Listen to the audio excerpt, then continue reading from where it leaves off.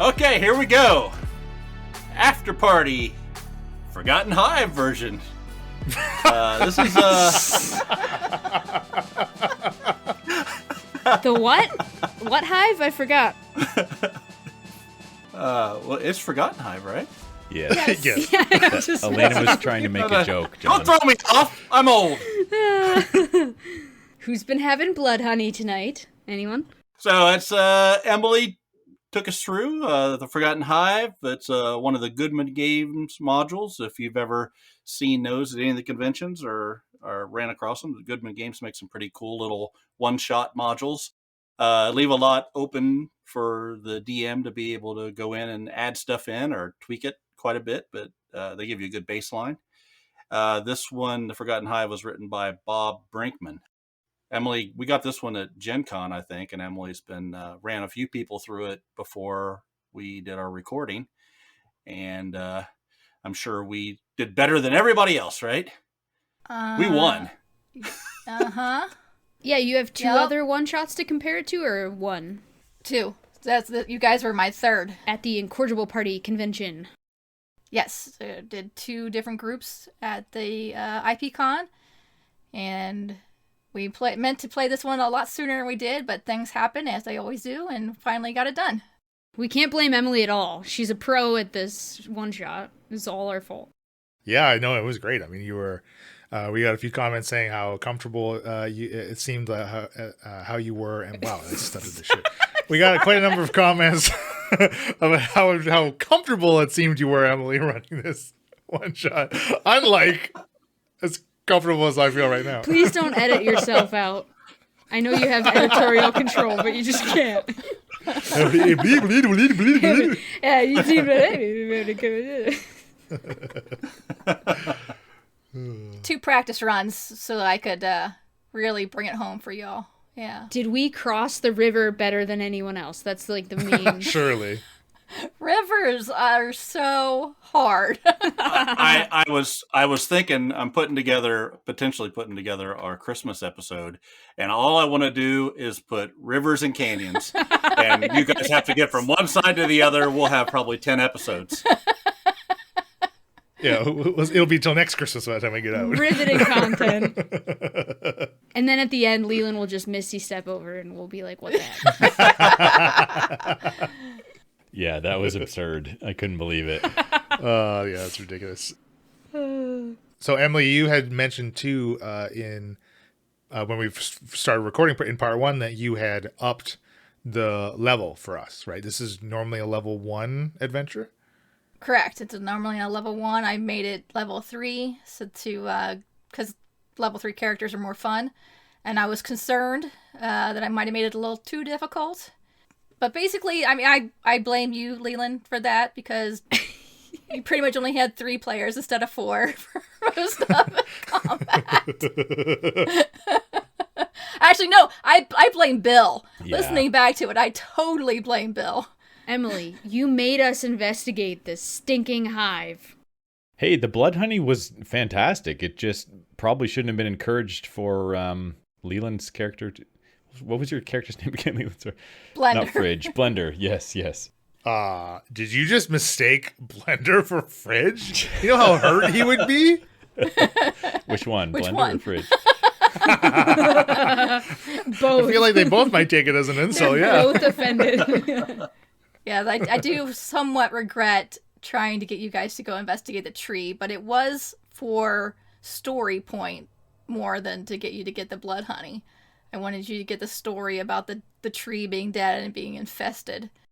No, I think it was good. I'm glad we did it. I think it added to the story, and the blood honey was a lot of fun. Did make things funny. I loved it. The melee aspect of it, I think. Yeah. I didn't realize that it till broke like him. the final play session. that the wizard was being forced to do melee the whole time. It went right over my head. One thing I would like to complain about this adventure. Just one? Arguably, just one. Arguably, this place is not forgotten because the Dryads knew about it. They were like, "Oh no, we gotta do something." This Forgotten Hive, pish posh. It's more like the remembered Hive, and the Dryad sent us on the suicide mission. Forgotten by everybody else, though. The rest of the world forgot about them. If you forget about a tree in the woods, does the tree still exist? Depends on whether it's a dryad or not. If it's a Dryad, it's useless. It can remember itself. I do remember when we all sat down and started playing, there were large chunks of time where Emily got no words in, and we just kept going. I love it, though. It's like Leland said before. I love it just sitting back and listening to you guys go. Yeah, I think we did a lot of that. It was fun. I had a blast playing it, and almost as much or maybe even more fun listening back. There was a lot of things I forgot that just cracked me up. And I learned. So the first few times I tried to DM you guys, I tried to get you back on track. I tried to keep the things going. And like this time I'm like, I'm just going to let you go. Just see what happens. So you peter out, then we can move it along. Just watch the accidents happen. Yeah, you'll find the track again eventually. It's all good.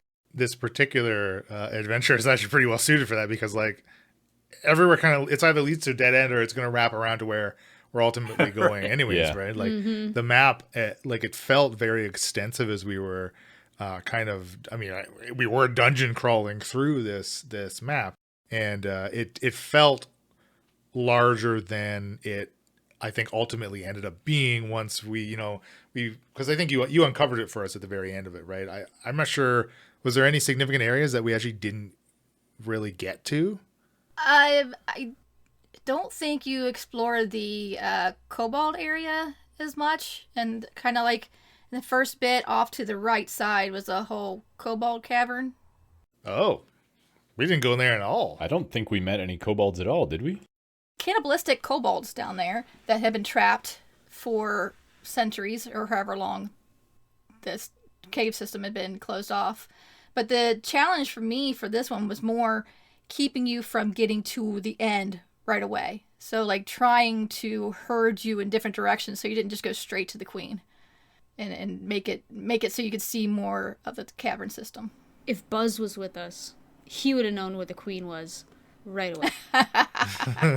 Well, that's when you say you hear something down this passageway, but then when you're dealing with us, I go, well, let's avoid that. Or I put lizards in there. place, to try and deter you from going. Yeah. I had a lot of fun listening back. When there's a long time between when we play something and when it releases, it's like a whole new experience. I forgot about that. Well, there was one thread in the first couple of parts that I was trying to RP for Blender, and about how big Blender thought Chedbar was. That Blender just thought Chedbar was giant. And I think I had one throwaway line that kind of mentioned it, and then I just never followed through with it because everybody but Chedbar is an actually small sized race, right? Chedbar was small for his size, yes, as a drow, small for a drow and as a fighter, as Bill had mentioned. But I think there was one right at the beginning of part one, we were talking about how big the wasps were, and Blender's like, oh well, size is just size is in the eye of the beholder. Look at my thumb compared to Chedbar's giant thumb. Something stupid like that. The geeky nerd was good. I liked it. The yells, sciences. I liked Blender. It was fun, even with the blood honey. I think that Chedbar and Galora were so similar, but we made them separately. We were not together choosing fighters, choosing moonshine swords. Not moonshine. What's the freaking word? Your Mars sword and my moon touch. Yes. We ended up having the same freaking items. I think if you look at what was available for us to pick from, it was probably the best. Those swords made sense because I did tell you guys to be small and you were going to be in dark places. So either have something that emits light or you can see a dark vision. Freaking drow here can see fine. Yeah, but it's always nice to be able to light the way for if there's anyone else in your party who can't see. So if it did come across as childish competition between Chedbar and myself, I mean, that was just Elena and Bill drama seeping into the roleplay. Sorry. I didn't think so. My sword, that's much brighter than your sword. I said it every freaking time. Being a fighter was new to me. Never played one before. Have you played? Oh, you've played one before, Bill. I think this is the first time I've played one on the show, but yeah. And I've never been a halfling before either. It's kind of fun. Got to re-roll a few times. Yeah. Yeah, you re-rolled some ones at least twice, right? During Yeah, more than once. I know that. Oh, I think we had terrible rules, especially trying to get up trying to pull me up. Yes. I mean, that took like a whole episode, didn't it? I believe at one point I did say, it's not me making this hard, it's you guys making this hard. I mean, you were telling him how expensive these things were, and he's been saying treasure, treasure every 5 seconds, so. Actually, it wasn't like great. I mean, it's only, silver pieces. Silver Yeah. I thought it was 20 silver Yeah, that was each or more. something. I thought it was like 20 silver each, and there was like 1,000 So that's of them not down terrible. there. Yeah, and So there's it was a quite million bit. of them, so you're like, okay, that's decent. I don't remember Yeah. now. Yeah, but I can't remember how many I got. A bag. It was obviously big. What's the conversion from silver to gold? 10. 10. Yeah, factors of 10. No, that was fun. Trying to climb up that and trying to go across the river. Those are probably two of my favorite What were parts. Begus's plans for Frank the fish? I couldn't think of what you called it. It's the fish that sings because you made him smile. Yeah, the largemouth bass. bass thing or whatever it's called. Yeah. And I couldn't remember I thought it was "Don't Worry, Be Happy." There's a song that it sang, but I think it was something else. Is that it? Or no, take me to the river. Isn't there one that says Take me to the river? Put me in the water. Exactly. And you said you made it smile, and I'm like, Yeah. Biggest is an opportunist to sell stuff. I'm like, hey, there's money in that. And I almost convinced my mom to let me get one of those when I was young, but I think she made the wise decision and said, no, we're not getting that. You usually just put them up in the bathroom in their motion sensor, right? So they start singing, Yeah. and someone goes to take a shit. That's right. See, Bill, you could have got one of those. That'd be worth $5 today. Exactly.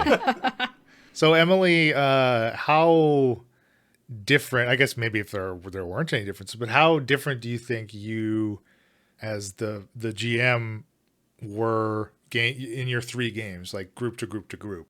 How much pivoting per group did you feel like you had to do, or was just kind of a nature of the pre-written adventure? Did it really just kind of allow all 3 groups to kind of just do whatever, and then eventually we're gonna get to this final outcome? Because like you had said, what your main goal was to prevent us from getting there too quickly, more than anything, right? Correct.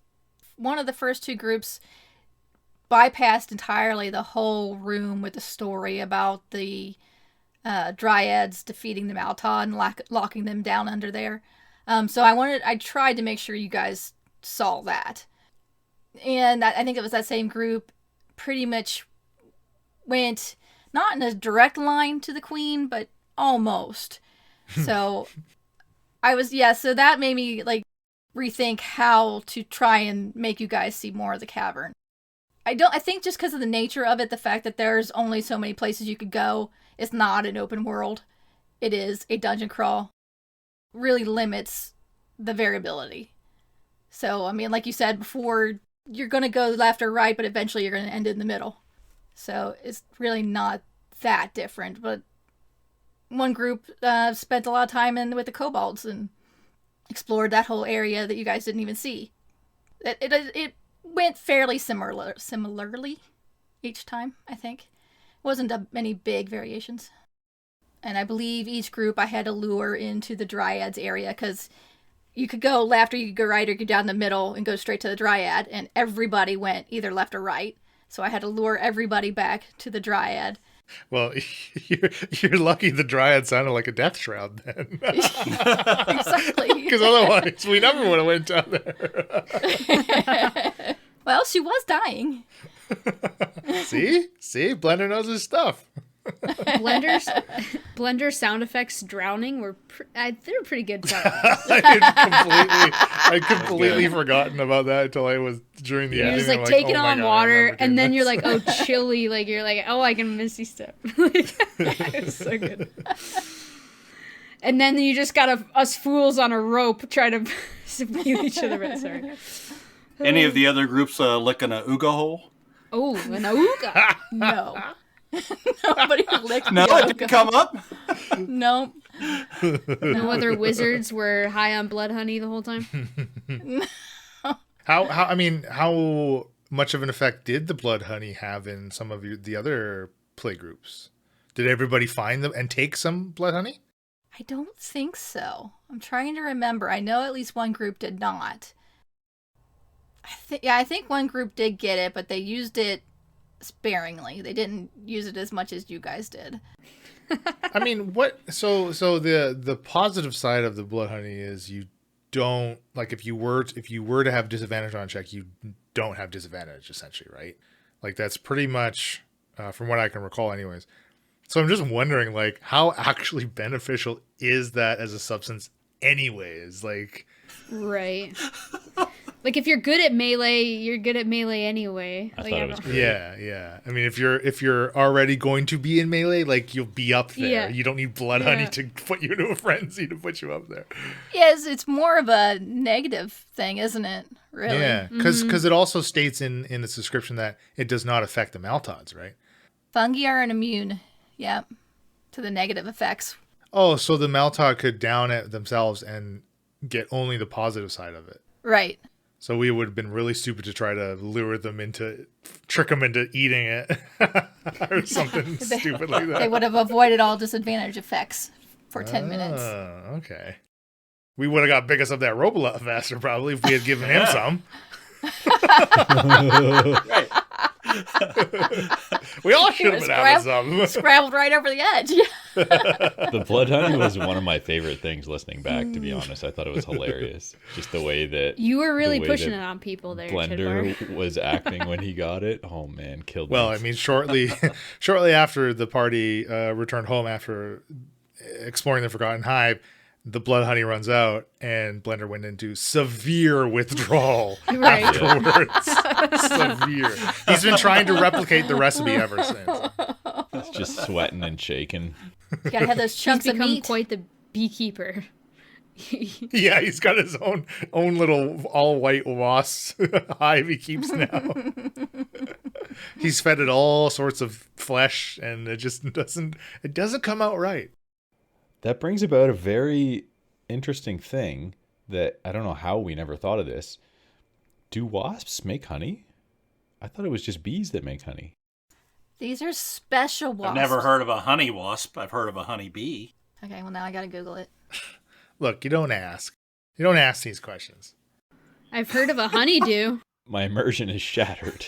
There are 17 species of wasps known as honey wasps, Oh, there you which go. store nectar and honeydew as means to help the colony survive during challenging foraging conditions. No way.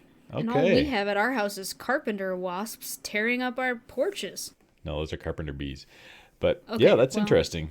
You learn something new every The day. wasp bees. Same I ain't never heard of a carpenter wasp before.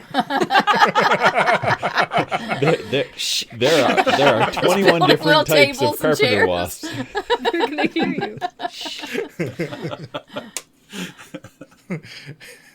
Yeah, you have what's the levels of apprentice that you would go through for the carpentry? Those are all the different types of carpenter wasps. There's an understudy, and then there's the apprentice. The ones that are unionized are the worst. Can't ever get rid of them. Yeah. Wasps unionize, watch out. Not even buzzing around, just sitting down. Yeah, they barely dig any holes in your wood. Leland, do you like Buzz or Blender better? Which one's better? I think I like Blender better because Buzz's voice is just too annoying. Because honestly, like my favorite one shots to listen back to are what was the one with Buzz? It was Emily Run, right? Was that the Bad Places or the Red Wolf or No, Buzz was Archmage. Oh, Archmage. Archmage's right. Lost Highway, which was another Goodman Games module. Yeah. Okay, so Archmage and Forgotten Hive are like my two favorite to listen back to so far. So I'm your favorite to listen to, is what you're saying. That's what I heard. I'm fine with That's this. what she's saying. So the Heartwood staff. Yes. How much do you wish you had rolled better on that roll so you knew what it did so that you could use it more? That's what became a dagger, right? Honestly, I don't think it would have mattered because Blender would not have had the faculties about him to use it. Like, I guess that's true. So minus blood honey plus Heartwood staff that can entangle, goodberry, speak with animals, or do thunder. oh, we could have talked to the bats. Plus 1 bonus to attack and damage rolls. What is do thunder? What do you Just cast a spell. Just Oh. cast thunder. It's like do thunder. Okay. Thunder. What is thunder? I don't think I know that spell. You made a clap of thunder out to 200 feet. The target makes a DC 15 con save or becomes stunned. Oh, that's cool. I was going to say, I do know in the next campaign, I have learned the skill of shooting where they were to hit almost every time. Yeah, this was a very educational one shot. Where they will be. You gotta follow the trajectory. Works so much better. You pretty much just aim the arrow wherever the fuck you want, according to Biggest. Biggest couldn't hit anything. Anywhere except for where the creature Not at is. it. That's ridiculous. Never had it. You know, a meaner DM would have imposed some type of disadvantage on you for doing Yeah. the flavor of that aiming technique. That's when you drink the blood honey, man. That's when you... Yeah, you guys were hampered enough. I was thinking that listening back that Emily's being very gracious, letting him do that, not saying to roll at disadvantage or something. I was talking with Elena before we started recording, and there was one I moment was where about to I bring this up. was Yeah. annoyed, and I Yep. think I did well enough to mask my annoyance that when we were in the first chamber with the spores, and I fire breath or burning hands, I think it was, and it It was burning didn't hands, yeah. set the whole chamber on fire because we weren't deep enough into the spores or whatever the fuck it was.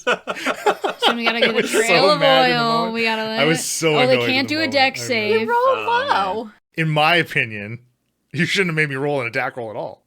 That's why I was annoyed, because I was like, I don't want to roll an attack roll, and then I rolled an 8 or whatever it was. Yeah, like if you cast something where they do a dexterity check and they're a stationary object, they should just auto fail. But it's right? also, it's like, how well are you performing this spell?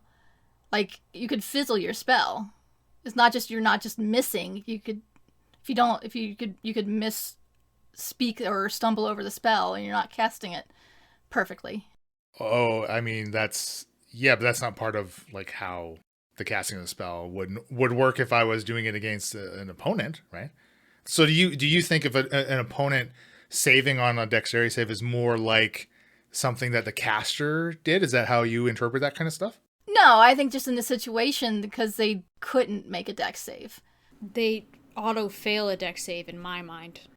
But would you have let me burning hands the trail of oil? Which I think I did, right? The oil, what's the difference between the oil and the spores? And I think, though, as we said pretty quickly in the episode, like it's more of like the concentration of this like flammable, the flammable spores in the air kind of thing, which makes sense to me. Like obviously after the fact, it did make sense that it didn't like catch the whole room. It's like, when or if something's like almost like oversaturated for a flame or something, or like gasoline needs a certain temperature or whatever to actually combust, or kind of thing. Now that I think about it, it's kind of weird to think about spells that are only a save from the opponent. Mm-hmm.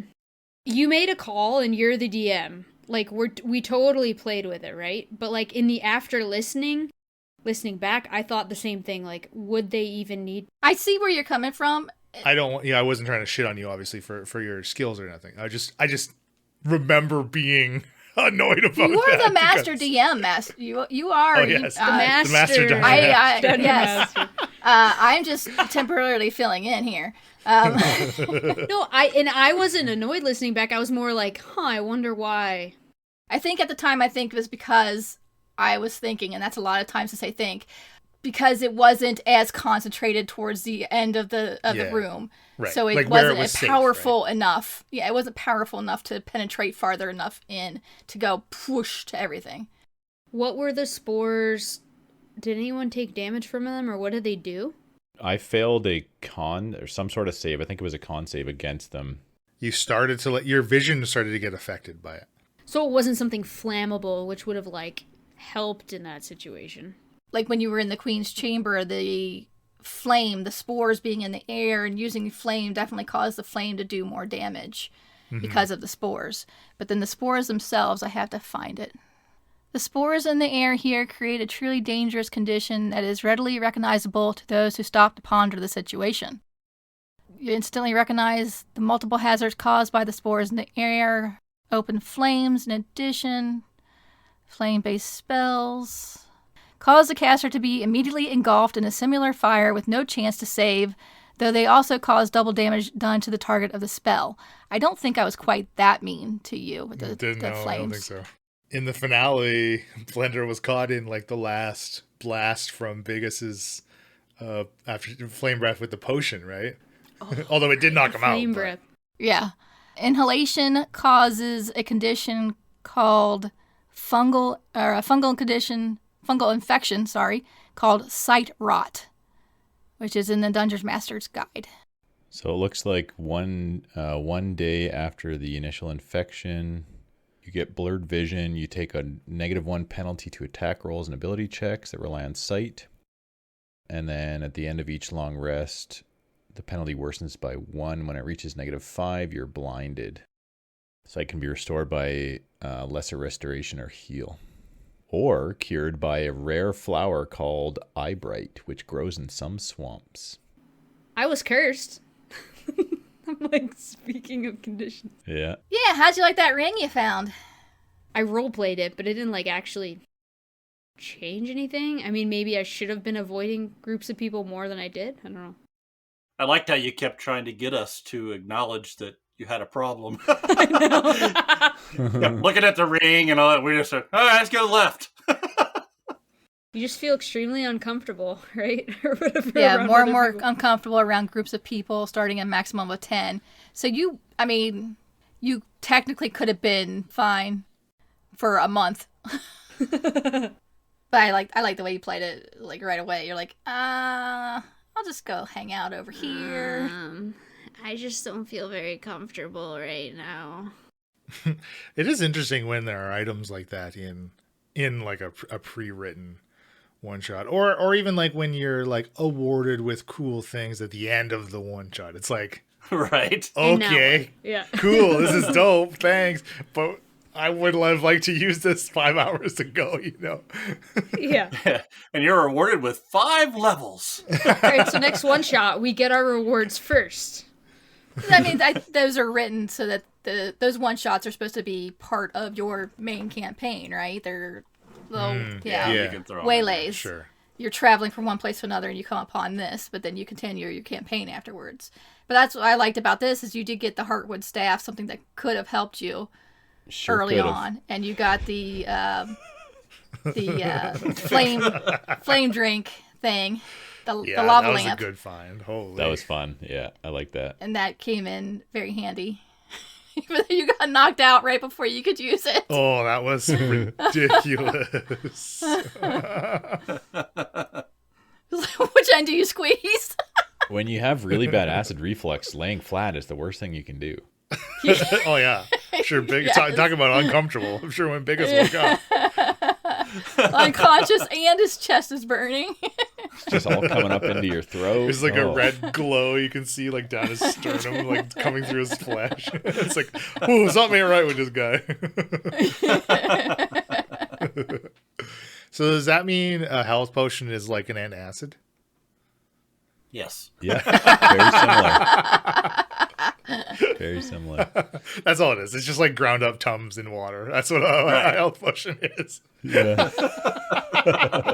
Just a bunch of calcium. So Emily, what kind of things did you do to like level this up for us to have a party of level 3 characters? I gave everybody more hit points, and the Maltods were only supposed to have one attack. I gave them 2 claw attacks. Okay. Wow, that's it, eh? Which killed Biggest pretty quick. Yeah, those big ones were deadly. They hit hard, yeah. Yeah. I mean, when you guys don't have very many hit points, it doesn't take much. And that's one thing I need to remember is level 3 is it's very easy to take you guys down. Yeah. I was looking at I have 21 hit points. I was just looking at my character. And you It doesn't take much. didn't have a healer, and you didn't, I don't know if you had, I don't think you guys collectively had maybe 1 health potion, maybe 2. Yeah, Biggest had a health potion. Bill and I had second wind. The mushrooms gave you hit points 1 time, though. It was only effective once. I was worried that it was going to be too deadly, that it was a little too much. I'm glad I tried the mushrooms, because then I could be like, hey, I feel better. Take these. Yeah, thank goodness for Galora's sharp culinary instincts. I know, so this is another thing we mentioned before we start recording, like, the first play session of something, we're like really honed into what our character's like. I'm like a foodie and all this stuff. And then the second half, it's like, I forgot. I forgot I was a foodie. And I leaned into the adrenaline junkie and came across as like a bored halfling the whole time or whatever. But it's really hard when you split up one shots because you're really not as attuned to your character. And like, what was I even like? What did I sound like? What did I lean on? I mean, John had Biggest had his treasure, and then the 2 of you guys had blood honey. Right. It's good to have something, that lean you into your character. Mm-hmm. But always try to have a fault of some kind or something. How long what was our break in between recordings on that? I think there was one. I don't think it was too bad. It wasn't like 3 weeks or something, right? You know what I mean? Like, No, I'm just dumb and forgot. So. Wasn't like Archmage. no, it wasn't like Archmage. Archmage was its own thing. Even if we played that over 3 different 2-hour sessions, that still would take a couple weeks to record, probably depending on schedules, right? So that's still a long time from the first hour you've spent right as your characters versus the last hour. And you mentioned, Elena, we were kind of chatting before we hit the record button about it feels like our one shots, and maybe that's one shots in general, have that ebb and flow of character, really being enriched with the characters. And then Emily had mentioned before, it just kind of I don't know if devolve is really the right word. I think that maybe overstates the negative side of it, but eventually it just turns into what it is, what many of these adventures is a dungeon crawl. And then there's going to be lots of combat because that's kind of the point. And that is also kind of the point of 5th edition in general, right? Dungeons and Dragons. Yeah, in the beginning, it's getting the story established and figuring out why you're there and who you are and what you're doing. And then you're fighting and crawling. Then there's a bad guy in the dungeon. Yeah. Well, and I think to Elena's point, though, about kind of the gaps in play, even if it's only a couple days, really, I didn't clue in until the scope of the story or the lore of which the one shot is kind of laid upon, right? The foundation of it, until I was editing. And then I get to the point where we took our short rest in the room with all the scribbles and the scratches. And I'm like, okay, we've seen this. I remember we're about to meet the queen, right? So it literally was like what we were doing was literally inscribed onto that wall, which being able to listen to it, if you can listen back to back to back, it was really cool. I thought that was a great moment for us. And I don't know if we really as players appreciated it in the moment of us playing through that part, but I definitely appreciated that moment and that reprieve we had to kind of absorb some of what exactly is going on with this hive and what's going on behind it and the events that led up to it being sealed and that kind of stuff, right? And really hammering home how much of a threat the Maltods and the cinch bugs and the wasps are if these things are allowed to get out. So I thought that was really, really interesting. An interesting part of the module. Taste of your own medicine. Taste of my own medicine. Well, I'm just saying we miss so much of what you're throwing at us until sometimes we listen back. In the moment, it's easy. I was throwing stuff at you over a course of 4.5 years. Emily was throwing it at us over a course of 2 weeks. You know what I mean? That would be a massive wall. That's a big wall. I did like the way the story in general was written and told. I thought it was an interesting story. Yeah, I agree. I think for a one shot, this had a pretty good amount of story incorporated into it, which you don't always get in all one shots. The Goodman one seemed to have a lot of backstory. That's what I was going to say. Do you think this one had more than the other ones that you've done in the past? Then some of them, yeah, especially like the first one I did, the Clockwork Tower, and being new to being a DM, also with that one was there wasn't as much story, there wasn't as much information, and I didn't know what I didn't know. I feel like if I had done that one again, I'd do better with it, but still there really wasn't much to that. Whereas this one feels like there was a world. There's a history, and there is more beyond this cavern system. I appreciated that. Because when I did Archmage, like the first 2 sessions was just stuff that I made up to set up the world. Because the other one, I think, was more just that, just what was there in the hideaway kind of thing, which was fine. I mean, it was still well written and had a little bit of history and stuff in it, but I thought it left enough open for you to, as the DM, to sort of plug things in as you wish and gave you key points, which I like. You could definitely expand on this module, and I believe all Goodman games are the same way, is there is open areas where you could, if you wanted to, connect to something else. Like where you went into that great big cavern with the stalagmites and you met the carrion crawler. That I put that there. It was just open they had some suggestions for different things, like seeing the dryad crying and the acorns turn to dust. But otherwise it was open to whatever you wanted to put in there, and you guys could have explored that for eternity.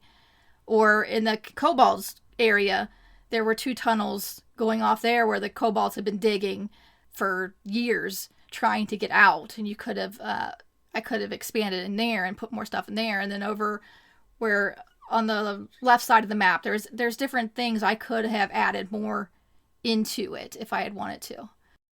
It's very much like the old D&D modules. So a lot of places they'd have a whole bunch of empty rooms, or they'd have a thing that basically just said right on the module, DM can decide what they want to do in this area and add on to it however they want to. They tried to leave a lot of, because they wanted you to build it. It was a lot about world building, and they just give you key points to play off of. Because let's face it, you don't know what way the players are going to go, and then you can just sort of pull something out of your ass when you need to, and go, oh, Yeah, That sounds gross. I mean, this way. that allows that also allows the GM to put something from another area where the players are nowhere near right into that room as well. And I think also that's interesting to me because of what Emily you had said, like these kind of interlude adventures in like a main campaign, like you could insert this in. I think it would be really interesting to, depending on how your campaign's going, but maybe your campaign would be in a position where even if the party's in the Underdark or something, but they came across the other side of the tunnel those kobolds were digging, and they got into the hive from a completely different area, right? Yeah. And experienced it kind of almost backwards. Yeah, no, that's cool. For our home group, I'm going to be running us a mini campaign, and I'm actually taking 4 different one-shots and stringing them together. And it's going to be somewhat railroady just because of levels, what levels each area is going to be. But I'm like weaving them so that they can flow from one thing to the next, from one story to the next. I mean, you did that for us with Bad Places as well. Mm-hmm. A little bit. Do you like modules where there's a little bit of gaps type thing? Do you guys prefer that? You and John were kind of expanding on that. Or would you prefer to have more information and stuff you can like leave out? I think now that I've done it a few times, I like having areas where I could fill in if I want to. I like the main story to be fleshed out, I want the main part of it, the thing that's actually happening, to have the information it needs to have. But having little side areas where I can add more to it is good, I think. What do you think, John? So I did for our home group. I did Castle Amber that they upgraded to 5e, which is an old module from 1982 or whatever, and they expanded on it quite a bit. We played that for like a year and a half or so, and what I didn't like about it, it was had a lot of things to do with the family, the Amber family, and how everybody interrelated to everything. And sometimes it was relevant and important, and other times it was just story that really didn't have anything to do with anything else. But you had to always keep in mind, if this guy dies or if this thing happens, it could screw up something that's way down the line in the story. And that sort of hinders you in your abilities. So now you got to sort of make sure the guy escapes, or you got to do things that you normally probably wouldn't. So I prefer having a lot of leeway, because you have the bullet points and then you go, oh, everything's really going to hell now. So I'm going to just take it a different direction, and I don't have to worry about it screwing a bunch of stuff up 6 sessions down the line. Yeah, I haven't done more than a one shot to this point. That's the extent that I've done. I'm not, so this mini campaign I'm doing for a home group will be the longest campaign I've done to date. I've not done an open world game yet, so I don't know how that would affect my thoughts on all that. Mm-hmm. Like, just if I were looking for a one shot in the future, hopefully I'll DM again someday.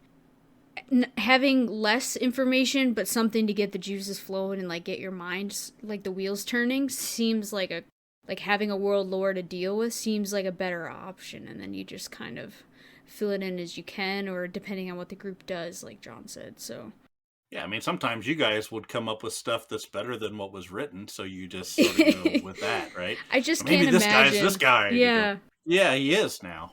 I just can't imagine, like, enjoying being a DM that's like, 1 second, you have a question, and, like, flipping through 30 pages to find the lore on this, that, or, and, like, really following, like, a super regimented system. Leyland, have you run I think you've answered this before, but have you run a module at all? No. Something pre-written? No. Like when we did the company, that was the first pre-written kind of adventure I'd ever ran before. I also did, or at Origins, I picked up level 7 Goodman Games adventure. I forget what the name of it, which seems really interesting. I think it has a lich or something in it that I would like to run. Yeah, I would love to run for the show. And I have read through it, and I don't know. So I think the problem with like what you're saying, Elena, and it's only going to be a problem for certain people, is like you can sit down and write an adventure module with gaps in it, intending for the person running the game to fill in on their own, but obviously not everyone's going to like that. Some people would prefer to have everything laid out for themselves. And I think like with the Amber family, and if one NPC dies here, 6 hours later, content is now basically missing because of that death. That's not very well written. That doesn't sound like a very well written module. You know what I mean? Like that doesn't seem fair. very. Yeah. That's not good. Well, for that example, there was, and it wasn't, a lot of things weren't game breaking, but there were things like you found heads in this one room, and then what probably would be on the other side of the castle 5 sessions later, you find headless bodies in another area, and they're connected, and you find out there's a piece of information that lets you know that these people were those people, and it's important. And if they don't ever go in the head room, you got to modify that, and that's probably not a good example, but you know what I mean. There's people that you have to meet. They give you a piece of information that will make it relevant later on. And that piece of information can't come from a random NPC. It has to come from their brother, or it wouldn't make sense. Or a head full of a room full of heads. Yeah. You're right. A head full of rooms. I got a head full of room, let me tell you. So you can work around it. It just makes, I think what I'm getting at is if it's written in a certain way and you go by the rules of the module and you do it, without having any kind of leeway, it's going to be really difficult and frustrating. You got to have the ability to modify and move a lot more, I think. Yeah, you need flex. I think willingness to improv and, go down a path that isn't laid out in the module is probably, I mean, some people probably have that ability more naturally than others, but the more you run the game, the more comfortable people are likely to become with that, I would imagine. It scares me quite a bit. Like, so I would probably lean more toward having a lot more of the skeleton and meat on the bones, and then less room for things to have to sort of roll with whatever happens. But that's also because I am generally not great at thinking on my feet really quickly, and also have not GM'd very much. I think it comes with time. You start out with the very well written and follow it, and then as you do it more, you start realizing, hey, this would be cool if I just changed this a little bit. Mm-hmm. And you get comfortable. I still am not comfortable when I DM most of the time anyway.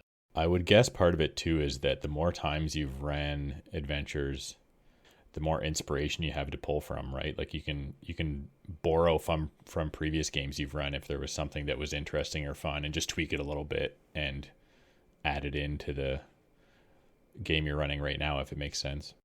I can tell you this: the more you run the same adventure, the more comfortable you get with it.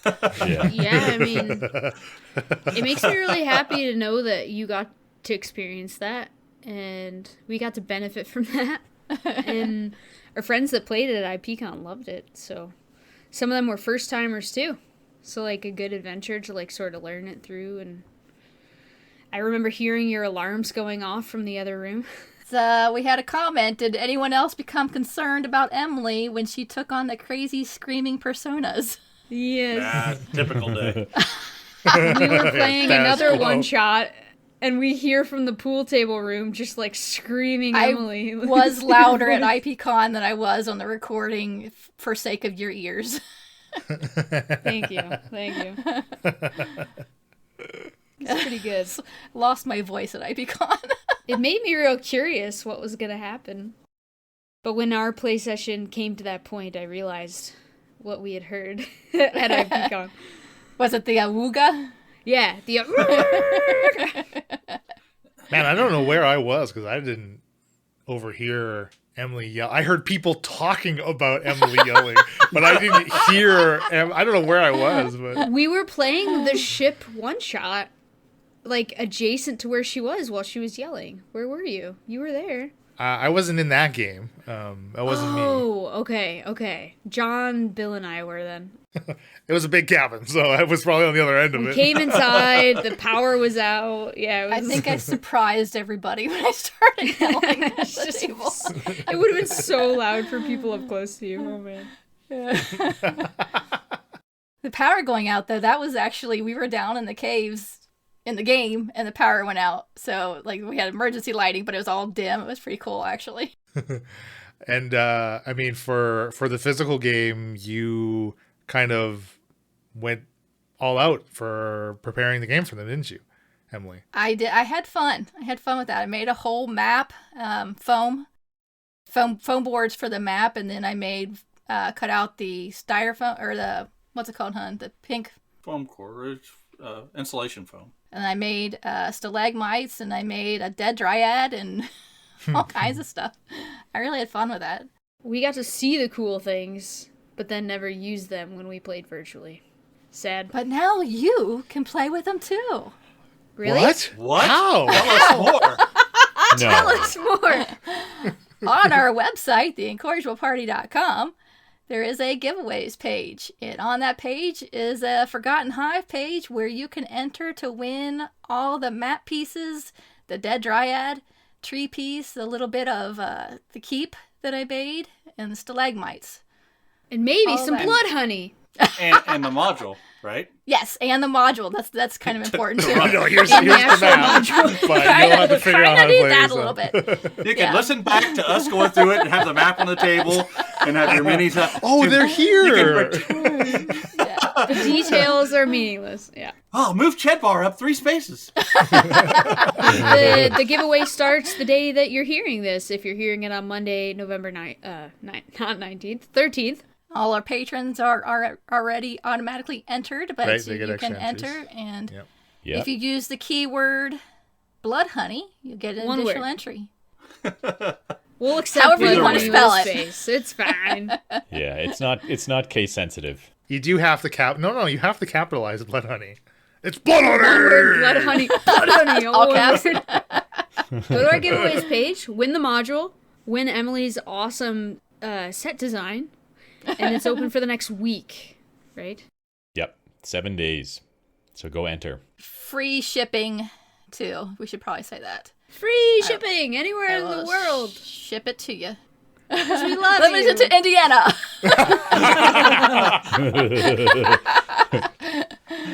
Yeah, I will ship it to you. That'll be a really, really cool prize to win, I'm sure. I know you put a ton of effort into it and it looks fantastic. I might just enter myself, actually. We had a comment about my fairy fire fizzling a little bit, if you will. You're just obsessed Fell with for playing that. fighters that cast spells. Let Hey, me you're just lucky Emily didn't make you roll an attack roll. Yeah. You know what? She let us. gonna twist She let that us all knife have a a little flask bit. of oil. Oh, middle fingers in the camera. There we go. Yeah, I mean, I'm not one to shy away from trying to use a spell in a way that it's not really intended to be used and see if the DM will let me do it. So, kudos to Emily for shutting that down. I believe it was Leland that shut it down, and I just mimicked him. It was fun. Well, yeah. I'm really happy that this came out after the campaign ended. Like, this was such a good little one shot to just sort of like little palate cleanser. It was good content, hilarious, enjoyable to listen to. Great job, Emily. Yeah. Yeah, you I killed think it, it's Em. I think it's a good way to sort of segue out of Aspara, even though my heart still hurts a little bit about that. You know. It's pronounced Segu. Oh, caverns and southerns and Sigues. Sigues. Oh dear. We are streaming Sundays. Emily and I are streaming again on John M. IPE. Yep. We're currently doing an RPG, like a little choose your own adventure type thing. And we have a number of other ones lined up in the future. So hopefully we'll be able to Ooh. keep doing that. Are they ones that I also don't own so I can watch? I was gonna say you're gonna keep the time 12 Eastern on Sundays, just to Yeah, sort of. that's easiest for us. Yeah, 12 Eastern on Sundays. It's a good time. I love watching you guys banter. John's sound effects. Oh, John's got the whole. Tune in for John's sound effects. Yeah, he doesn't need Foley. Acting whatever you too. call it. Don't forget the acting because you get to see me. He's climbing ladders. Yeah. He makes hand motions and sound effects. It's like reading a book for a 3-year-old, you know? Hey, you got to pander to your audience. That's He occasionally looks at the camera like, "What do cows say?" And you go, "Moo." Calling the audience 3 years old, or are you calling me 3 years old? Who's the calling 3-year-old in this The scenario? audience, the audience. Oh, okay. Well, that's always good. You know, you got to be like, "Now, what does the chicken say?" So if you want to be talked down to, come on Sunday. Sundays at 12 Eastern. All right, we wrapping it up then? With a bow. I've been John and Biggest. I'm Elena. I played Glora. I've been Bill. I played Chedbar. I've been Leland Steele. I've played Blender. And I'm Emily, and I did everybody else. Wait, that didn't sound right. Happy adventuring. Happy adventuring! Happy adventuring. Or, just an adventure. You know, Good answer. Good answer. Blood honey adventuring. This has been a Sounds of Steel production. Are you willing to ship it worldwide? Yeah. Okay. Yeah, I'll ship it. I mean, it's going to be, like, as long as I don't have to do it 3 times and send it to Leland, it'll be It's fine. light at least. It'd It's be light. cheap. Yeah, Fine, we that's- just won't let Super McDad win. If